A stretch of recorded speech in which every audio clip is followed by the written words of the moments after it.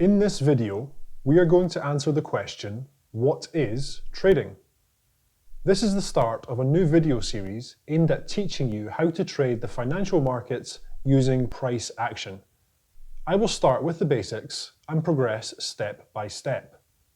If you find this video useful, please hit the like button, subscribe to Decisive Trading and be kept up to date on our new video releases. Okay, let's get started. What is trading and how does it work? Trading is relatively easy to understand. Fundamentally, we are simply buying and selling things. If we look at 4 random items, a bicycle, a scooter, a truck, and a car, then we can say that they all have a value. That is, what they would cost if you wanted to buy them. We can say the bike is £100, the scooter £1,000, the truck £20,000, and the car £75,000. Let's look at the bike in more detail from a trader's perspective. There is always a buyer and a seller of the good, and both parties think that they are getting a good deal. Otherwise, they wouldn't pay the price or accept the offer respectively. As a trader, we try and profit off of any buying and selling we do. The simplest way to think of this is in terms of buying, or going long as you would say in trading. You simply buy at price X and hold onto your position. You do this because you think the market in whatever you have bought is going to rise. If that happens, you can then sell at price Y and make a nice profit. Think back to our bike example. We buy the bike for £100. We do this because we think that the price of a bike is going to rise. After we buy the bike, there are suddenly a lot of interested buyers. There are more buyers than there are available bikes. So the price rises to £110. You make a nice £10 profit as you sell the bike. There are lots of ways you can trade as a retail trader. One of the most common is through a CFD account or contract for difference account. Let's look at our bike example in a way that would be more realistic to a trader.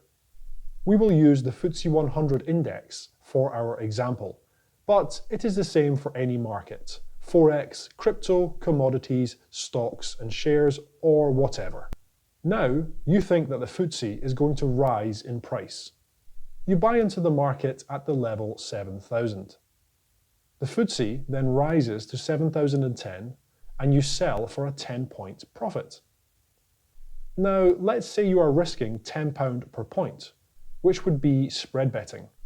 Or you had bought 5 mini contracts at £2 per contract, and that would be CFDs, which is contract for difference. These are 2 widely available instruments you can use to trade as a retail trader. This would mean you made £100 profit in both instances. A 10-point increase, 7,000 to 7,010, multiplied by your £10 per point is equal to £100 profit. Or the 10 points increase multiplied by 5 mini contracts, which cost you £2 per contract, is equal to £100 also, because it's 10 multiplied by 10. But what happens if the market falls when you are hoping for it to rise? Now you buy the bike for £100 and you expect it to increase in price. However, there are suddenly way more sellers of bikes than buyers. The cost of a bike subsequently falls to £90. You now lose £10 on the trade. Let's look at our previous example where you bought the FTSE at 7,000. Instead of rising, it falls to 6,990, which is a 10-point drop, and you decide to exit the trade. In this example, you lose 10 points. We are still long £10 per point with spread betting, or we had bought 5 mini contracts at £2 per contract, and that would be CFDs. In both instances, you now lose £100. As traders, we can also profit from selling, or going short as it is called in trading. When we short the market, we enter into an agreement with another party. We say that we will sell to them at the current price, sometime in the future. They agree. In their minds, they are protecting themselves. They believe that the market is going to increase in price and want to buy at the current price. However, you believe the market is going to fall. If the market does fall, you can buy at a lower price, say £5. You already agreed to sell to the previous party for £10. So you fulfill the agreement and make a nice £5 profit. I want to buy a bike. How about we say £100?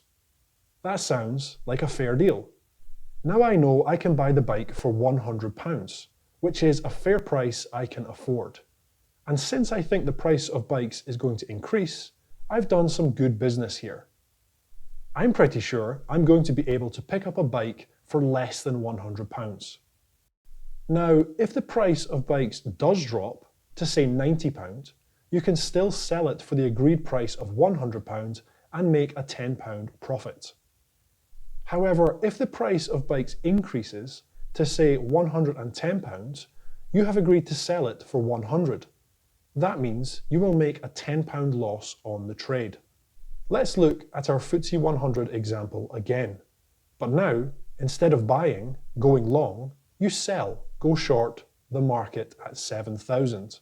The FTSE then falls to 6,990, a 10-point drop. In this example, you gain 10 points. We were short £10 per point, spread betting, or we had shorted 5 mini contracts at £2 per contract, which would be CFDs. In both instances, you make £100. When you short or sell the market, you lose money when the market increases in price. So if the market had instead risen by 10 points to 7,010, you would have lost £100. As you can see, there is always a winner and a loser when trading. Your aim as a trader is to more often be on the winning side of the trade and thus profit. There are many other reasons why people buy and sell, with banks, companies, pension funds, hedge funds, etc., all involved in the financial markets. However, for the purpose of retail trading, those are the main components we need to understand. Hopefully, you can now answer the question, what is trading? If you enjoyed this video, please hit the like button. Subscribe if you are interested in learning more about the financial markets, and you can also visit our website at www.decisivetrading.info.